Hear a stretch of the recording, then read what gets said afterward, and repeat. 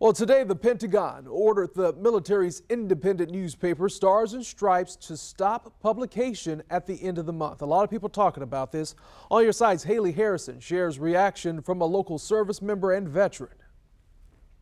Despite congressional efforts to continue backing the century-old publication, the Pentagon cut $15.5 million in funding for the paper from the Defense Department budget earlier this year. The news of its order to stop publication of Stars and Stripes is getting mixed reviews by Jacksonville's military community. A current service member says it would be sad to see it go. I've deployed 7 times around the world, and every location I've been, there's always been access to Stars and Stripes.